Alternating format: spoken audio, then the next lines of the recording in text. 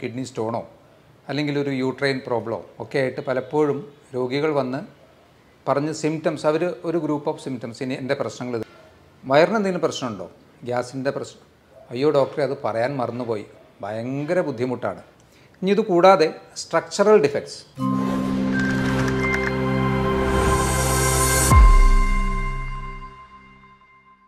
Hello friends, ഞാൻ doctor Abhiram. സാധാരണ ക്ലിനിക്കിൽ പലപ്പോഴും രോഗികൾ വന്ന് ഇപ്പോൾ ഒരു തലവേദന അല്ലെങ്കിൽ ഒരു ജോയിൻറ്റ് പെയിൻ അല്ലെങ്കിൽ ഇപ്പോൾ ഒരു കിഡ്നി സംബന്ധമായിട്ടുള്ള എന്തെങ്കിലും പ്രശ്നങ്ങൾ, മേ ബി ഒരു കിഡ്നി സ്റ്റോണോ അല്ലെങ്കിൽ ഒരു യൂട്രൈൻ പ്രോബ്ലമോ ഒക്കെ ആയിട്ട് പലപ്പോഴും രോഗികൾ വന്ന് പറഞ്ഞ് സിംറ്റംസ് അവർ ഒരു ഗ്രൂപ്പ് ഓഫ് സിംറ്റംസ് ഇനി എൻ്റെ പ്രശ്നങ്ങൾ ഇതൊക്കെയാണ് എന്ന് പറഞ്ഞതിന് ശേഷം നമ്മൾ വെറുതെ ഒരു ചോദ്യം ചോദിച്ചാൽ മതി, വയറിന് എന്തെങ്കിലും പ്രശ്നമുണ്ടോ, ഗ്യാസിൻ്റെ പ്രശ്നം, അയ്യോ ഡോക്ടറെ അത് പറയാൻ മറന്നുപോയി, ഭയങ്കര ബുദ്ധിമുട്ടാണ്.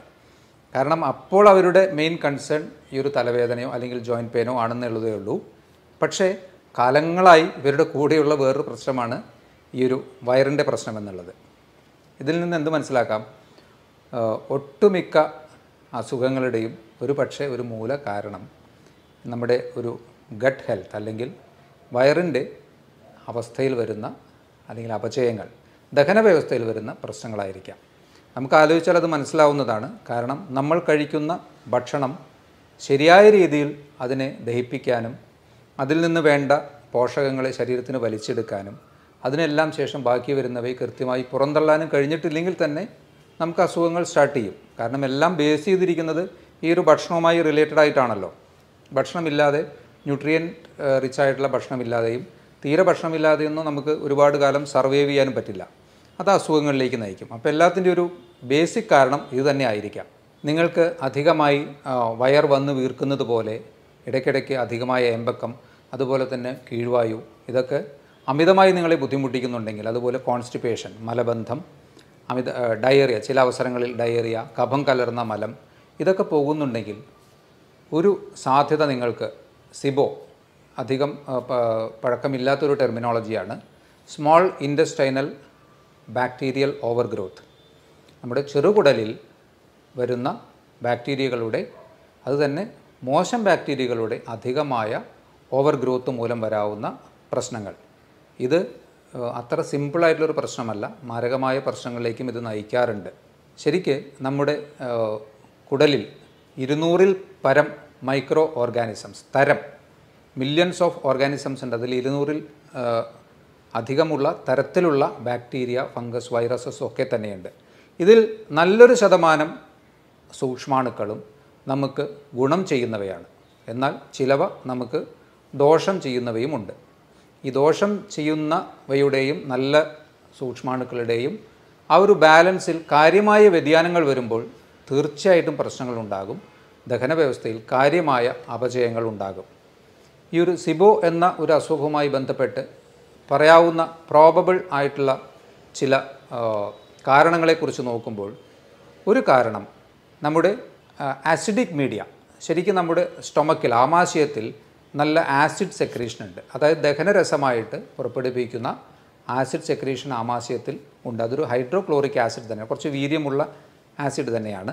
അപ്പോൾ ഈ ആസിഡ് മീഡിയത്തിലെ കുറവ് വന്ന് അത് ആൽക്കലൈൻ മീഡിയത്തിലേക്ക് പോകുമ്പോഴാണ് ശരിക്കും പറഞ്ഞാൽ ഈ ഒരു ബാക്ടീരിയൽ ഓവർ ഗ്രോത്ത് കൂടുതലായിട്ട് വരുന്നത്.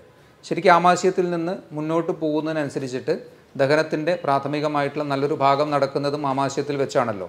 അതിനുശേഷം മെല്ലെ മെല്ലെ അത് അടുത്ത ഭാഗമായി ചെറുകുടൽ, വൻകുടൽ, അങ്ങനെ നീങ്ങിയാണല്ലോ അത് ഓരോരോ പോർഷനായിട്ട് പോകുന്നത്. അപ്പോൾ അതിലേറ്റവും കൂടുതലായിട്ട് അബ്സോർപ്ഷനൊക്കെ വരുന്നത് നമ്മുടെ ചെറുകുടലിൽ വെച്ചാണ്. അപ്പോൾ ഈ ആമാശയത്തിൻ്റെ, അതിന് ഹൈപ്പോക്ലോർഹൈഡ്രിയ എന്നാണ് പറയുന്നത്. അപ്പോൾ ഈ ആമാശയത്തിലെ pHൻ്റെ വാല്യൂ, ആസിഡിക് മീഡിയം കുറഞ്ഞ് ആൽക്കലൈൻ ആവാനുള്ള കാരണം എന്തായിരിക്കും? പ്രൊബബിളായിട്ട് നമുക്ക് കുറച്ച് കാര്യങ്ങൾ അതിൽ പറയാവുന്നതാണ്. ഒന്ന്, അട്രോഫിക് ഗ്യാസ്ട്രൈറ്റിസ് എന്ന് പറയും. അതായത് ഈ ഒരു ആസിഡ് പ്രൊഡ്യൂസ് ചെയ്യുന്ന ഗ്രന്ഥികളുടെ കാലക്രമേണയുള്ള നാശം. അതിന് എടുത്തു പറയാവുന്ന ഒരു പ്രശ്നമായിട്ടുള്ളത് ഒന്ന്, ഓട്ടോ ഇമ്മ്യൂൺ അസുഖങ്ങൾ, ദഹന വ്യവസ്ഥയിൽ വരുന്ന ഓട്ടോ ഇമ്മ്യൂൺ അസുഖങ്ങൾ ഒരു കാരണമായിരിക്കാം. എച്ച് പൈലോറി എന്ന ഒരു ബാക്ടീരിയയുടെ, എച്ച് പൈലോറി എന്ന ബാക്ടീരിയ നമുക്ക് ഗുണകരമല്ല എന്നുള്ളതാണ് പറയുന്നത്, അതിൻ്റെ അമിതമായ പ്രവർത്തനം. ഇതൊക്കെ തന്നെ ഈ അട്രോഫിക് ഗ്യാസ്ട്രൈറ്റിസ്, അല്ലെങ്കിൽ ഇതൊക്കെ ഒരു ക്രോണിക് ഗ്യാസ്ട്രൈറ്റിസ് എന്ന സ്റ്റേജും അതിൽ നിന്ന് ഈ ഒരു ഗ്രന്ഥിയുടെ പെർമനൻ്റ് ആയിട്ടുള്ള ഒരു തകരാറിലേക്കും പോകാം. അതുകൊണ്ട് തന്നെ ആസിഡിക് മീഡിയം അവിടെ നഷ്ടപ്പെടുന്നു. ഇതുപോലെ തന്നെ കണ്ടിന്യൂസ് ആയിട്ടുള്ള ഓവർ ദ കൗണ്ടർ മെഡിക്കേഷൻ, ഗ്യാസിൻ്റെ പ്രശ്നം വരുമ്പോൾ പലരും നേരെ മെഡിക്കൽ ഷോപ്പിൽ ചെന്ന് ഗ്യാസിന് മരുന്നുണ്ടോ, അപ്പോൾ ഓവർ ദ കൗണ്ടർ കൊടുക്കാവുന്ന മെഡിസിൻസ് അവരെടുത്ത് കൊടുക്കുന്നു. ഇതിൻ്റെ കണ്ടിന്യൂസ് ആയിട്ടുള്ള ഉപയോഗവും ഈ ഒരു അവസ്ഥയിലേക്ക് എത്തിക്കാൻ സാധ്യതയുണ്ട്. ഇവിടെ ഇനി എന്താ സംഭവിക്കുന്നത്? ഈ ആസിഡിക് മീഡിയം നഷ്ടപ്പെട്ട സ്റ്റൊമക്കിൽ ദഹനം ശരിയായ രീതിയിൽ നടക്കാതെ തന്നെ ഈ ഭക്ഷണ പദാർത്ഥങ്ങൾ അടുത്ത ഭാഗമായ സ്മോൾ ഇൻറ്റസ്റ്റൈനിലേക്ക് പ്രവേശിക്കുന്നു. ദഹനം ശരിയായി നടക്കാത്ത ആസിഡിക് മീഡിയം അവിടെ ഇല്ല, നടക്കാനുള്ള ആസിഡിക് മീഡിയമോ അവിടെ ഇല്ല. സ്മോൾ ഇൻറ്റസ്റ്റൈനിൻ്റെ പ്രധാന ഫംഗ്ഷൻ എന്നുള്ളത് ന്യൂട്രിയൻസിൻ്റെ അബ്സോർപ്ഷനാണ്. അപ്പോൾ അതുകൊണ്ട് തന്നെ ഈ സാധനങ്ങൾ, ഈ ഭക്ഷണ പദാർത്ഥങ്ങൾ അവിടെ കിടന്ന് കൂടുതൽ ഫെർമെൻറ്റ് ചെയ്യാനുള്ള സാധ്യതയുണ്ട്. അപ്പോൾ ഈ നല്ല ബാക്ടീരിയയും മോശം ബാക്ടീരിയയുമായിട്ടുള്ള ആ ഒരു സന്തുലിതാവസ്ഥ നഷ്ടപ്പെടുന്നു, മോശം ബാക്ടീരിയകൾ പെരുകുന്നു. ഇതാണ് ശരിക്ക് സിബോ, സ്മോൾ ഇൻറ്റസ്റ്റൈനൽ ബാക്ടീരിയൽ ഓവർഗ്രോത്ത് ഒരു കാരണമായി പറയാവുന്നത്. അതുപോലെ തന്നെ അധികമായ ആൽക്കഹോൾ ഉപയോഗം, ഇതൊക്കെ തന്നെ ഇത്തരത്തിൽ ഈ ഒരു ആമാശയത്തിൻ്റെ ബേസിക് ആയിട്ടുള്ള പ്രോപ്പർട്ടിയെ നശിപ്പിക്കാനും ഈ ഒരു സിബോ എന്ന അവസ്ഥയിലേക്ക് എത്താനുമുള്ള സാധ്യതകൾ വർദ്ധിപ്പിക്കുകയാണ് ചെയ്യുന്നത്. അപ്പോൾ ഇതിൻ്റെ കാരണങ്ങളിലൊന്ന് ഇപ്പോൾ ഓൾറെഡി പറഞ്ഞ ഈ 2 ബാക്ടീരിയകളുടെ പ്രപ്പോർഷനിൽ വരുന്ന മോശം ബാക്ടീരിയകളുടെ ഓവർ ഗ്രോത്ത്, 2 ഹൈപ്പോക്ലോർഹൈഡ്രിയ, അതായത് ആസിഡിക് മീഡിയം നഷ്ടപ്പെടുന്ന ഒരു പ്രശ്നം. മൂന്നാമതായി പറയാവുന്നത് ലോ മോട്ടിലിറ്റിയാണ്. അതായത് നമ്മുടെ വായിൽ നിന്ന് ഭക്ഷണം കഴിച്ച് അത് അവസാനം മലാശയത്തിലൂടെ അതിൻ്റെ വേസ്റ്റ് പ്രൊഡക്ട്സ് പുറത്തേക്ക് പോകുന്ന ആ ഒരു ടൈം ഫാക്ടറിൽ വരുന്ന വ്യതിയാനം, ഈ ഒരു ദഹന വ്യവസ്ഥ കുറച്ച് ലോ അല്ലെങ്കിൽ സ്ലോ ആകുന്നതിൻ്റെ ഭാഗമായിട്ടും കൂടുതൽ സമയം ഭക്ഷണ പദാർത്ഥങ്ങൾ കെട്ടി നിൽക്കാനും ഫെർമെൻറ്റഡ് ആവാനും ഈ ഒരു ബാക്ടീരിയയുടെ ഓവർ ഗ്രോത്ത് വരാനും സാധ്യതയുണ്ട്. ആൽക്കഹോളിൻ്റെ അബ്യൂസ്, ഇത് രണ്ടും തമ്മിലുള്ള വ്യത്യാസം നിങ്ങൾ മനസ്സിലാക്കിയാൽ അതിലത്തെ പ്രശ്നം കഴിഞ്ഞു. പലരും അതിലേക്കൊരു ഡിപ്പെൻഡൻസിയിലേക്കോ അല്ലെങ്കിൽ ടു ഫ്രീക്വൻ്റ് ആയിട്ടുള്ള ആൽക്കഹോൾ കൺസംഷനിലേക്കോ പോകുമ്പോൾ, ആൽക്കഹോൾ തീർച്ചയായിട്ടും കഴിക്കാതിരിക്കുക തന്നെയാണ് നല്ലത്. എന്നാലും അതിനെ മിനിമലൈസ് ചെയ്യാനും അതിനെ ലിമിറ്റ് ചെയ്യാനും പറ്റാത്തവർക്ക് ഈ ഒരു പ്രശ്നം വരാനുള്ള സാധ്യതകൾ കൂടുതലാണ്. ഇനി ഇത് കൂടാതെ സ്ട്രക്ചറൽ ഡിഫക്ട്സ്, അതായത് നമ്മുടെ ദഹന വ്യവസ്ഥയിൽ ഇൻറ്റസ്റ്റൈനിൽ പല ഭാഗത്തായി വരുന്ന ഫിസ്റ്റുലകൾ അല്ലെങ്കിൽ ഡൈവർട്ടിക്കുലം, പൗച്ച് പോലെയുള്ള ഭാഗങ്ങൾ, അതായത് ബാഗ് പോലെയൊക്കെ ഇതിൽ നിന്ന് പുറത്തേക്ക് തള്ളി നിൽക്കുന്ന ഭാഗങ്ങൾ ഒക്കെ തന്നെ അതിലൊക്കെ ഈ ഭക്ഷണ പദാർത്ഥങ്ങൾ നിന്നിട്ടും ഇത്തരത്തിലുള്ള ഒരു അവസ്ഥയിലേക്ക്, അത് സ്ട്രക്ചറൽ ഡിഫക്ട്സ് എന്ന് പറയാം, അതിലൂടെയും ഈ ഒരു സിബോ എന്ന അവസ്ഥയിലേക്ക് എത്താൻ സാധ്യതയുണ്ട്. ആർക്കൊക്കെയാണ് ഈ ഒരു അസുഖം വരാൻ കൂടുതൽ സാധ്യതയുള്ളത്? ഒന്ന്, ക്രമം തെറ്റിയിട്ടുള്ള ഭക്ഷണം കഴിക്കുന്നവർക്ക് തീർച്ചയായും സാധ്യതകൾ കൂടുതലാണ്. മെൻ്റൽ സ്ട്രെസ്സ് കൂടുതലുള്ളവർക്ക് സാധ്യത കൂടുതലാണ്. ഏജ് അഡ്വാൻസ് ചെയ്യുന്നതിനനുസരിച്ച്, ഏജ് കൂടുന്നതിനനുസരിച്ചിട്ട് ഈ ഒരു അസുഖത്തിനുള്ള ടെൻഡൻസി കൂടി വരുന്നു. ആൽക്കഹോൾ അബ്യൂസ്, ആൽക്കഹോൾ കൂടുതലായി കഴിക്കുന്നവർക്ക് വരാനുള്ള സാധ്യതകൾ കൂടുതലാണ്. പാർക്കിൻസണിസം പോലെയുള്ള അസുഖങ്ങളുള്ളവർ, അതുപോലെ തന്നെ ഹൈപ്പോ തൈറോയിഡിസം പോലെയുള്ള അസുഖങ്ങളുള്ളവർ ഒക്കെ തന്നെ ഈ ഒരു സിബോ ഡെവലപ്പ് ചെയ്യാൻ ടെൻഡൻസി ഉള്ളവർ, കൂടുതൽ സാധ്യതയുള്ളവർ എന്ന് പറയേണ്ടി വരും. കിഡ്നി അസുഖങ്ങളുള്ളവർക്കും ഈ ഒരു അസുഖത്തിനുള്ള ടെൻഡൻസി കൂടുന്നു. ഡയബറ്റീസ് പോലെയുള്ള അസുഖങ്ങളുള്ളവർക്ക്, അതുപോലെ തന്നെ ഓൾറെഡി നമ്മുടെ ദഹന വ്യവസ്ഥയുമായി പ്രശ്നങ്ങളുള്ളവർ, for example IBS, irritable bowel syndrome, ഇതും വളരെ കോമൺ ആയിട്ടുള്ളൊരു അസുഖമാണ്. ഇത്തരത്തിലുള്ള അസുഖങ്ങളുള്ളവർക്കും അതുപോലെ മറ്റ് ഓട്ടോഇമ്യൂൺ അസുഖങ്ങൾ ടെൻഡൻസിയൊക്കെ ഓൾറെഡി ശരീരത്തിലുള്ളവർക്കൊക്കെ ഈ ഒരു അവസ്ഥയിലേക്ക് പോകാനുള്ള സാധ്യതകൾ കൂടുതലാണ്. ഈ ഒരു അവസ്ഥയിലൂടെ നമുക്ക് വരാവുന്ന പ്രശ്നങ്ങൾ എന്തൊക്കെയാണ്? ശരിക്കും ഏറ്റവും ഗുരുതരമായി സംഭവിക്കാവുന്ന പ്രശ്നങ്ങൾ അബ്സോർപ്ഷൻ ഡിഫക്ട്സ് ആണ്. നമ്മുടെ കഴിക്കുന്ന ഭക്ഷണത്തിൽ നിന്ന് അതിൻ്റെ ന്യൂട്രിയൻസിനെ, മാക്രോ ആൻഡ് മൈക്രോ ന്യൂട്രിയൻസിനെയൊക്കെ വലിച്ചെടുക്കുന്ന പ്രധാന ഭാഗമായ സ്മോൾ ഇൻറ്റസ്റ്റൈനിലെ പ്രവർത്തന തകരാറുകൾ തീർച്ചയായിട്ടും ഡെഫിഷ്യൻസീസിലേക്കാണ് നമ്മളെ നയിക്കുന്നത്. അതിൽ തന്നെ ഇപ്പോൾ നിങ്ങൾ അകാരണമായി നിങ്ങൾക്ക് കൈകാലുകൾ തരിപ്പ്, നിങ്ങൾ നല്ല ഗ്യാസിൻ്റെ പ്രശ്നമുള്ള ഒരാളാണ്, കുറേ വർഷങ്ങളായിട്ട് ഈ ഒരു പ്രശ്നമുള്ള ആളാണ്, കാലക്രമേണ നിങ്ങൾക്ക് മറ്റ് പ്രശ്നങ്ങളൊന്നും നോക്കുമ്പോൾ, ഫോർ എക്സാമ്പിൾ ഒരു ഡയബറ്റീസ് ഇല്ല, അല്ലെങ്കിൽ മറ്റ് പ്രത്യക്ഷത്തിൽ വേറെ നിങ്ങൾക്ക് പ്രശ്നമൊന്നുമില്ല, പക്ഷേ നിങ്ങൾക്ക് കൈകാലുകൾ തരിപ്പ്, കടച്ചിൽ, അല്ലെങ്കിൽ സൂചി കൊണ്ട് കുത്തുന്ന പോലെയുള്ള ചില ടൈപ്പ് ഓഫ് സെൻസേഷൻസ് ഇതൊക്കെയുണ്ട്. ടെസ്റ്റ് ചെയ്യുമ്പോൾ ചിലപ്പോൾ നിങ്ങൾ B12 ഡെഫിഷ്യൻ്റ് ആയിരിക്കാം. കാരണം ഈ അസുഖം മൂലം ഓൾറെഡി നിങ്ങൾക്ക് നിങ്ങൾ തിരിച്ചറിയാതെ പോയ ഈ അസുഖം കാരണം നിങ്ങൾ B12 ഡെഫിഷ്യൻ്റ് ആവുന്നു. അതിൻ്റെ പരിണിത ഫലമായിട്ടുള്ള ലക്ഷണങ്ങളാണ് നേരത്തെ സൂചിപ്പിച്ചത്. അതുപോലെ തന്നെ ഫാറ്റ് മെറ്റബോളിസത്തിൽ, പ്രോട്ടീൻ അബ്സോർപ്ഷനിലൊക്കെ ഡിഫക്ട്സ് വരാം. അയൺ അബ്സോർബ് ചെയ്യുന്നതിൽ ഡിഫക്ട്സ് വരാം. ഡെഫിഷ്യൻസീസ് ഈ ഒരു അസുഖത്തിൻ്റെ ഒരു വലിയ പ്രശ്നമാണ്. അതുമൂലം തന്നെ എന്തുണ്ടാകാം? വെയിറ്റ് റിഡക്ഷൻ ഉണ്ടാകാം. ന്യൂട്രിയൻസിനെ ശരിയായ രീതിയിൽ ശരീരത്തിന് അബ്സോർബ് ചെയ്യാൻ പറ്റുന്നില്ലെങ്കിൽ സ്വാഭാവികമായിട്ടും വെയിറ്റ് റിഡക്ഷൻ ഒരു ചാൻസ് ആണല്ലോ. അപ്പോൾ വെയിറ്റ് റിഡക്ഷനുള്ള സാധ്യതകൾ കൂടുന്നു. കാലക്രമേണ ഇത് മറ്റ് അസുഖങ്ങളിലേക്ക്, ഓരോ ഡെഫിഷ്യൻസി ഓരോ തലങ്ങളിൽ അതിൻ്റെ സിംറ്റംസ് കാണിച്ചുകൊണ്ടിരിക്കുമല്ലോ. അപ്പം അത്തരത്തിൽ ഗുരുതരമായ അവസ്ഥകളിലേക്ക് ഈ ഒരു സിബോ വളരെ സിമ്പിളായിട്ട് നമുക്ക് ഗ്യാസിൻ്റെ പ്രശ്നമെന്ന് തള്ളി എന്ന് പറഞ്ഞ് ഒഴിവാക്കാൻ പറ്റാവുന്നതല്ല പലപ്പോഴും വയറുമായി ബന്ധപ്പെട്ട പ്രശ്നങ്ങൾ. അതുകൊണ്ട് നമ്മുടെ ശരീരത്തിൻ്റെ പ്രാഥമിക ഫങ്ഷൻസ് നിർവഹിക്കുന്ന അല്ലെങ്കിൽ കഴിക്കുന്ന ഭക്ഷണത്തിൽ നിന്ന് നമുക്ക് വേണ്ട കാര്യങ്ങൾ ചെയ്തു തരുന്ന കുടലിൻ്റെ പ്രവർത്തനം കൃത്യമാണോ എന്ന് വിലയിരുത്തേണ്ടത് ആവശ്യമാണ്. അതാണ് ഈ പറഞ്ഞ കാര്യങ്ങളെല്ലാം കാണിക്കുന്നത്.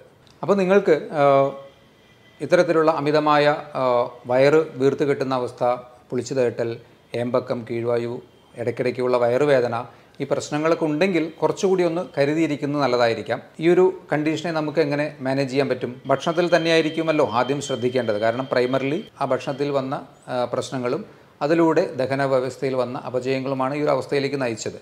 അപ്പോൾ അതുകൊണ്ട് ഭക്ഷണത്തിൽ ആദ്യം ജങ്ക് ഫുഡ് കംപ്ലീറ്റ് ആയിട്ട് ഒഴിവാക്കുക, പഞ്ചസാര ഉൾപ്പെട്ടത് കംപ്ലീറ്റ് ആയിട്ട് ഒഴിവാക്കുക.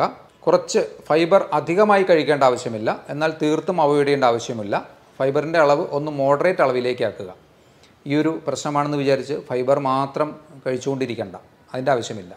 ഫൈബറിൻ്റെ അളവ് ഒന്ന് മിനിമൈസ് ചെയ്യുന്നതും നല്ലതായിരിക്കാം.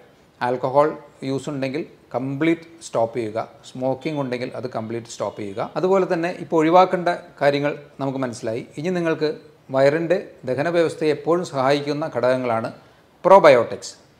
അതായത് നല്ല ബാക്ടീരിയകൾ ഉണ്ടാക്കാൻ കഴിവുള്ളതും അത് ഉൾപ്പെട്ടതുമായിട്ടുള്ള ഭക്ഷണങ്ങൾ. അതിൽ പ്രോബയോട്ടിക് ആയിട്ടുള്ള ഇപ്പോൾ കേട് പോലെയുള്ള അതൊക്കെ നമുക്ക് അവൈലബിൾ ആണ്. അല്ലെങ്കിൽ നിങ്ങൾക്ക് വീട്ടിൽ തന്നെ നല്ല ബാക്ടീരിയകളെ ഉണ്ടാക്കാൻ കഴിയുന്ന ചില സാധനങ്ങൾ നമുക്ക് വാങ്ങിക്കാൻ കിട്ടും. അതിനെ നിങ്ങൾക്ക് അതിലെ ഇൻസ്ട്രക്ഷൻസ് അനുസരിച്ച് പ്രിപ്പയർ ചെയ്ത് അതിൽ മില്യൺസ് ഓഫ് ബാക്ടീരിയ പെർ ഇത്ര ml എന്ന ഒരു കണക്കിൽ നമുക്ക് ഉണ്ടാക്കാൻ പറ്റും. അത് കഴിക്കുന്നത് തീർച്ചയായിട്ടും ഇത്തരത്തിലുള്ള പ്രത്യേകിച്ച് ഓട്ടോഇമ്യൂൺ ടെൻഡൻസികളോ അല്ലെങ്കിൽ ഇതുപോലെ സിബോ പോലെയുള്ള അസുഖങ്ങളൊക്കെ ഉള്ളവർക്ക് നല്ല രീതിയിൽ ഗുണം ചെയ്യുമെന്നുള്ളതാണ്. അപ്പോൾ അതൊന്ന് നോക്കി നിങ്ങൾക്ക് ആ രീതിയിൽ ചെയ്യാവുന്നതാണ്. തൈര് പോലെയുള്ള ഭക്ഷണങ്ങളൊക്കെ നമുക്ക് ഭക്ഷണത്തിൽ ഒരു മോഡറേറ്റ് ലെവലിൽ ഉൾപ്പെടുത്താം. അതുപോലെ സിട്രസ് ഫ്രൂട്ട്സ് ഫെർമെൻറ്റ് ചെയ്യാനും അതുപോലെ നല്ല ബാക്ടീരിയകളെ നല്ല രീതിയിൽ ബാക്ടീരിയകളെ ഉണ്ടാക്കാൻ കഴിയുന്ന ഒരു മോഡറേറ്റ് അളവിലുള്ള സിട്രസ് ഭക്ഷണങ്ങൾ തീർച്ചയായിട്ടും കഴിക്കാവുന്നതാണ്. ഇനി നിങ്ങൾക്ക് ഒട്ടുമിക്ക ആൾക്കാരും പറയും പയറുവർഗ്ഗങ്ങൾ കഴിച്ചാലാണ് പ്രശ്നം, പരിപ്പ് വർഗ്ഗങ്ങൾ കഴിച്ചാലാണ് പ്രശ്നം. പലപ്പോഴും അത് തന്നെയാണോ പ്രശ്നം എന്ന് ഒന്ന് കൺഫേം ചെയ്യുന്നത് നല്ലതായിരിക്കാം. അതിന് നമുക്ക് എലിമിനേഷൻ മെത്തേഡ് ഉപയോഗിക്കാം. അപ്പോൾ നിങ്ങൾക്ക് പ്രശ്നം എന്ന് തോന്നുന്ന ഭക്ഷണങ്ങളിൽ നിന്ന് നിങ്ങൾ ഒരു മാസം കംപ്ലീറ്റ് ആയിട്ട് അതിനെല്ലാം സ്റ്റോപ്പ് ചെയ്ത് വയ്ക്കുക.